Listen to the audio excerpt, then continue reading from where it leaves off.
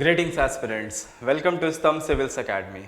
This is the first video of the Target 23 series. In this series, we'll try to bring videos which on current affairs topics which we feel are important from this year's prelims perspective. So if you like the content of the video, please feel free to like, share, subscribe and comment on the video. So let's begin the video. Now today's topic is National Green Hydrogen Mission. Now, ever since our Prime Minister mentioned green hydrogen in his speech, in his Independence Day speech on August 15, 2021, green hydrogen has been in news quite frequently, right? So, and also last year Union Cabinet approved of this mission and allocated around 20,000 crore for this mission. So, this makes a very important mission, and green hydrogen is a sunrise sector, and so it is new to the world and India wants to become a major player in this green hydrogen sector. So that is why this mission becomes very important, and questions from this topic can be asked in your GS mains paper 3 as well as in prelims. Now in prelims, questions can be asked on definition, definition based questions can also be asked. So we must know what exactly is green hydrogen and also other types of hydrogen like grey hydrogen, blue hydrogen, pink hydrogen, white hydrogen and so on. So let us try to understand what is green hydrogen, right? So green hydrogen is the hydrogen produced by splitting of water, that is electrolysis using electricity derived from renewable sources. Now splitting of water can be split. Water is using electricity into its constituent molecules which are hydrogen and oxygen. So here hydrogen is produced, it is collected, and hydrogen produced in this manner and using electricity derived from renewable sources is known as green hydrogen. Why green hydrogen? Because no carbon emission is involved in the process. Now electricity, generally if you derive it from coal based thermal power plants, then it will not be green hydrogen, because there in the production of hydrogen somewhere carbon emission is involved. So if electricity is derived from renewable sources, then only it becomes green hydrogen. It is green because there is no carbon emission in this production process of hydrogen. Now apart from green hydrogen, there can be other types of hydrogen like grey hydrogen, blue hydrogen, pink hydrogen or white hydrogen, right? So let us try to understand what is grey hydrogen. Now this is a traditional method where which is used in hydrogen production as of now. So what happens is there are two processes by which hydrogen is produced. First is gasification of coal or lignite. Now lignite, as you know, is an inferior quality of coal, so many people do not even consider it as coal, so it is named differently. So gasification or through steam methane reformation, right? There are two processes. So let us try to understand what is gasification, right? So gasification is a process in which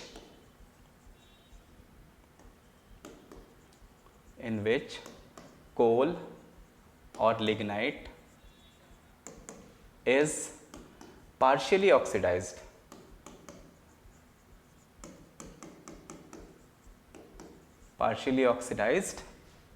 by air, oxygen or even carbon dioxide to produce synthesis gas.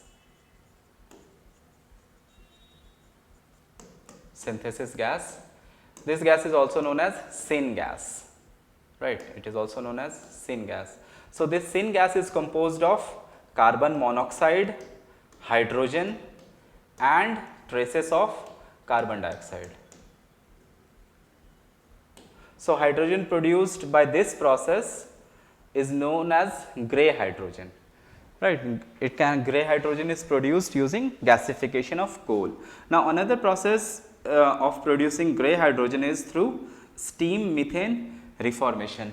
Now what exactly is steam methane reformation? Let us try to understand. steam methane reformation.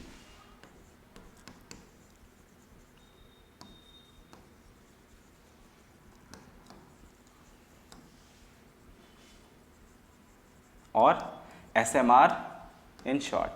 So what happens in this process is steam is made to react, sorry, not steam, methane or natural gas, methane or natural gas is made to react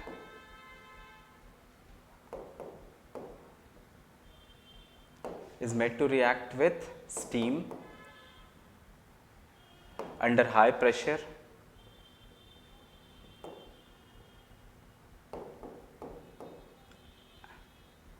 and in presence of a catalyst.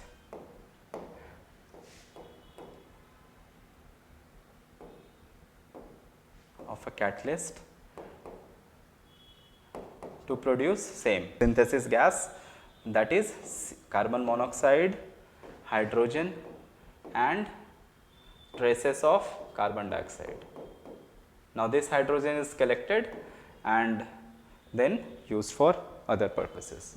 So this is, if hydrogen is produced using SMR or gasification, it is known as grey hydrogen, right. It is known as grey hydrogen because it involves carbon intensive processes, because ultimately this CO2 is produced as a byproduct in this method. Now if this is released into atmosphere, it will result in carbon emissions. So this is not green hydrogen, because in green hydrogen carbon emissions is almost zero. But here, as we can see, there is considered carbon dioxide being released into the atmosphere. So this is grey hydrogen.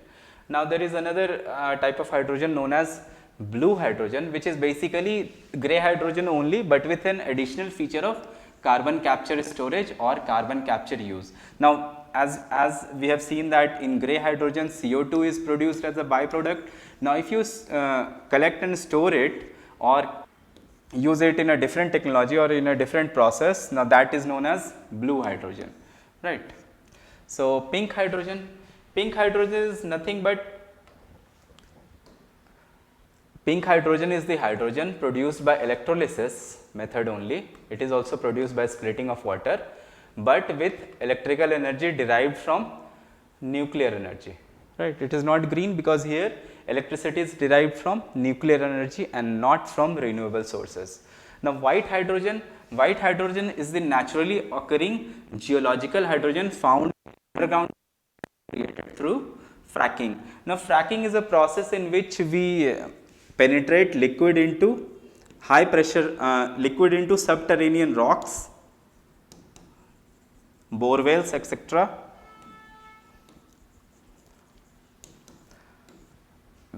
under high pressure to produce fossil fuels or natural gas. So in that process sometimes traces of hydrogen is also collected. Hydrogen produced or derived from this method is white hydrogen, right. So it's nothing, I mean, you must just know the definition of these, and so that if in paper they ask what is green hydrogen or blue hydrogen, then you can easily answer that question, right. So now let us get into the National Green Hydrogen Mission, right. Why is it important? Now National Green Hydrogen Mission is essential to meet the aspirational climate goals. What are those aspirational climate goals? Becoming energy independent by 2047 and achieving net zero emissions by 2070. So as you know, India is a signatory to Paris Agreement. India is a signatory to this Paris Agreement, where all those who have signed this agreement have promised to reduce their carbon emissions. So what are India's, and they are known as internal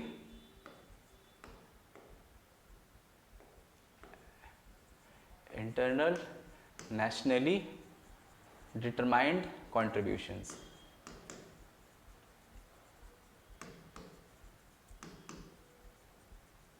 So these contributions are like a pledge, a promise to reduce carbon emissions. Promise, I mean, recently this is also in news, so it can be asked in your prelims exam. So let me just try to update you about these India's NDC. So India's NDC is to reduce emission intensity of its GDP by 45% from 2005 level by the year 2030. So this is one of the goal and it has been updated recently. The other goal is to have an installed capacity, to have an installed electrical power capacity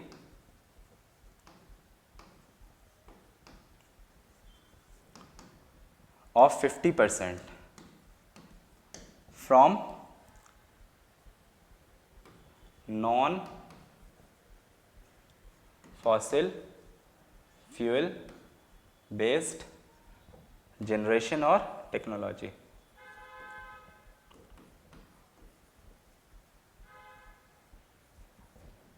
Right. So this is our nationally determined contribution. Now, as you know, India is an emerging or developing economy. India is a developing economy.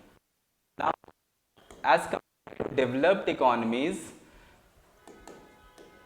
where economic development has almost plateaued, so their energy consumption has almost reached a stable level. But because we are a developing economy and we need to constantly increase our GDP growth, so our energy consumption will continue to rise. It has been rising rapidly and will also continue to rise. Now in the last 20 years, our energy consumption has almost doubled and is expected to increase by at least 25% by 2030. So if these things, if we consider these things and how important energy is towards GDP growth, we must, and at the same time we have to reduce our carbon emissions, reduce our carbon footprint. That is why it is imperative that we find alternative green sources of energy, and green hydrogen is emerging as one of those fuels. So there is a considerable correlation between energy consumption and GDP growth. Everybody knows, you know it. At the same time, India has vowed to lower its emissions, which makes it even more important to look for alternative green sources of energy.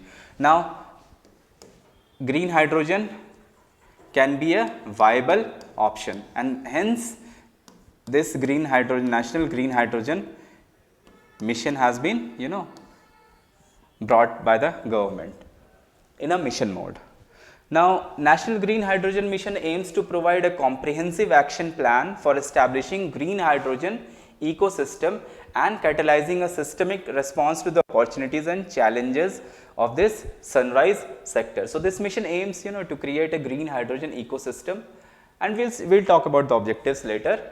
So a new term which comes here, sunrise sector. So what is a sunrise sector? Sunrise sector is a new or emerging sector. Just like sun rises in the morning, so that, or sun emerges in the morning. So that is why if this sector, because it is emerging, it is relatively new, that is why this sector is known as sunrise sector. Now, Ministry of New and Renewable Energy will be responsible for the overall coordination for the implementation of this mission, as well as other ministries and departments will also undertake focused steps to ensure achievement of this mission. So even though Ministry of New and Renewable Energy is the responsible ministry, but this mission involves other ministries as well, right? Because it aims to use green hydrogen in other sectors also. So this is little bit about why National Green Hydrogen Mission has been brought about by the government. Now if we talk about the objectives, the first objective obviously is to make India a leading producer and supplier of green hydrogen in the world, right? So India wants to achieve a 10% share in the green hydrogen sector of the world. So this is one of the objectives of this mission. Now creation of obviously export opportunities. We don't just want to produce green hydrogen for ourselves but also export it, thereby reducing our dependence on imported fuel as well as development of indigenous manufacturing capabilities. Obviously one of the most important machine for this production of green hydrogen is electrolyzer, means the machine in which electrolysis will actually take place. So India presently does not have enough manufacturing capabilities. So India, the objective here is to develop indigenous manufacturing capabilities so that we not only export green hydrogen but also export electrolyzers in future also. So attracting investment and business opportunities for this industry, creating opportunities for employment and economic development obviously, and supporting R&D projects. R&D, research and development project, is very necessary because it is an emerging sector, a sunrise sector. So if we are able to reduce the cost of production, then only green hydrogen will become a viable alternative to traditional fossil fuels. Currently the production cost comes around 300 to 400 per kg, which is quite high and it is impractical for everyday use. But India intends to reduce the price to 100 per kg by creating an ecosystem and supporting R&D projects. So this is how these are the objectives of this mission. Now let us see what are the targets of this mission, right? Mission targets. So this targets have to be achieved by the year 2030, and these targets are also to be achieved in a phased manner. So the most important target is obviously to produce at least 5 million metric ton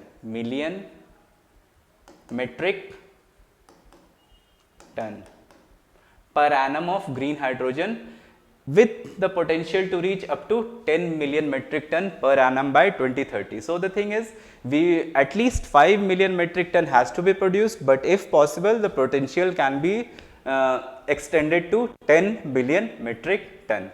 So as I talked earlier, this target is to achieved in a phased manner, in which the first phase will focus on creating demand while enabling adequate supply by increasing the domestic electrolyzer manufacturing capacity. As I've just now talked about, demand will be created in sectors like refineries, fertilizers, city gas sectors, along with use in steel sector and long haul heavy duty mobility and shipping. So this is where these are the sectors where green hydrogen is supposed to be replaced, replace fossil fuels, traditional fossil fuels.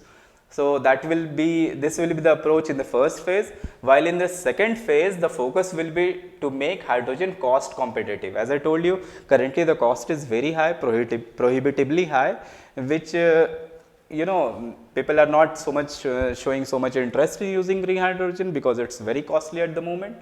So if the second phase targets to reduce this cost and make it competitive in comparison to fossil fuels, so that a smooth transition takes place. Also, the other target is to achieve 125 gigawatt renewable energy production capacity addition. So this is nothing new. Creation of around 6 lakh jobs. As you know, this is a new sector, a sunrise sector. So a lot of jobs will be created in this sector, and government aims to create at least 6 lakhs job in this sector, right? Now, and to achieve this, government has a target to achieve an investment of around 8 lakh crores in this sector and abatement of nearly 50 million metric ton of annual greenhouse gas emissions, so as to reduce the carbon footprint of Indian economy. To reduce carbon footprint of Indian economy, greenhouse gas emissions has to be reduced. Abatement means to reduce, right? So these were the mission targets which are to be achieved by 2030, and now let us talk about the mission components. Now mission components is how we'll achieve those targets or mission by creating demand. These targets are to be met by creating demand as well as increasing supply, right? Both demand and supply. Now demand will be created both in external markets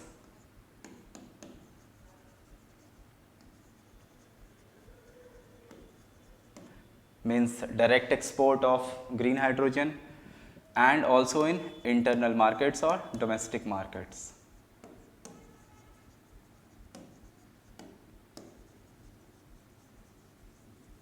Right. Now it is expected that global demand for green hydrogen and its derivatives, now its derivatives include green ammonia, also green steel, to reach around 100 million metric ton, and India aims to be a major player in this sector. Now India's target is to meet 10% of the world demand, and that is why the potential by 2030 was to reach up to 10 million metric ton of production capacity. This was the target because India aims to achieve a 10% share in the global green hydrogen demand, right? So because India is in India labor costs are relatively cheap, and government wants the labor cost in India is relatively cheap. So and with concerted efforts, R&D efforts, India aims to reduce the cost of production and be among the lowest in the world, so that India's green hydrogen export becomes very competitive and in the world, so that India can smoothly export green hydrogen to the world. Now creation of demand in domestic market will be in the green ammonia sector, fertilizer sector, as well as in refining industry to begin with, and then switching to mass mobility sector, means hydrogen as a fuel to power transport sector, right? So this is from the demand side. Now supply side, what is happening? Government is trying to incentivize supply under strategic intervention for green hydrogen transition or SITE. Now this is known as SITE. Now what are the objectives? I mean, how SITE is to be achieved? By providing direct financial incentives for electrolyzer manufacturing and green hydrogen production. As I have already talked, currently electrolyzer manufacturing capacity in India is very less, so government is trying to give direct financial benefits so that there is increase in the production of electrolyzer as well as green hydrogen production. At the same time, government aims to create a regulatory framework and compliance monitoring system so that the objectives of this mission or the targets are smoothly met. Now let us talk about green steel. Now green steel steel production is one of the potential sectors where green hydrogen can replace fossil fuels. Now in the production of steel, coking coal is required. Coking coal is an important ingredient for, important raw material for producing steel. So government wants to, and India is importing most of its coking coal requirement, right, mainly from Australia. So what government is trying to do here is to replace coking coal by natural gas. Now this National Steel Policy 2017 states that natural gas is a greener alternative to meeting India's goal of reducing the carbon intensity of GDP under the Paris Climate Agreement. Now, but then again, if we replace even natural gas by green hydrogen, then it becomes even further reduces the carbon footprint in steel sector. So with decreasing cost of production of green hydrogen, it can replace coal and natural gas as fuel for steel production, resulting in green steel. Now what is green steel? Here green hydrogen will be used in the manufacture of steel. So steel thus produced will be known as green steel, right? So thus this green hydrogen mission is expected to support efforts to enhance low carbon steel production capacity in the country and reduce India's carbon footprint. Now it is very important because we want to limit the global temperature rise. So this is very essential to limit carbon emissions so that global warming doesn't happen. Now if we are talking about hydrogen as a fuel, let us also talk about hydrogen fuel cell. What happens in a hydrogen fuel cell is hydrogen and oxygen are provided as an input. Now hydrogen reacts with oxygen to produce water and energy. Now this energy is this energy can then be further used in any of the process which you want. Electricity is produced here by this process, right? So this was a little bit about green hydrogen, National Green Hydrogen Mission, and I have prepared a few questions. These are just demo type of questions which may be asked. So let us go through the questions. How many of the following statements regarding National Green Hydrogen Mission are correct? Now the first statement is green hydrogen is the hydrogen produced from nuclear energy. Now tell me whether it is correct or not. Green hydrogen, now the hydrogen which is produced from nuclear energy is known as pink hydrogen, right? So this statement is obviously wrong. Now Department of Atomic Energy, Government of India will be responsible for the overall coordination and implementation of the mission. Now this statement is again wrong because Ministry of New and Renewable Energy is the ministry which is responsible for the overall coordination and implementation of the mission. Now the mission aims to achieve, now the third statement is the mission aims to achieve at least 5 million metric ton per annum of green hydrogen production by 2030. Now this is a correct statement as we have seen in the mission targets. So this is the right statement. So out of these three, only one statement is correct, which makes option A the correct answer, right? Now let's see the second question. Green hydrogen often heard in news refers to, now what does it refer to? It is the hydrogen produced from steam methane reforming process. No, the hydrogen produced from steam methane reforming process is grey hydrogen. So it is not green hydrogen. It is the hydrogen produced from gasification of methane or coal. So this again is a wrong statement because this is grey hydrogen. It is the hydrogen produced from electrolysis process in which electricity is derived from renewable sources. This is the correct statement. And let's see the fourth statement also. It is the hydrogen produced from nuclear energy. No, this is pink hydrogen. So option C is the correct answer, right?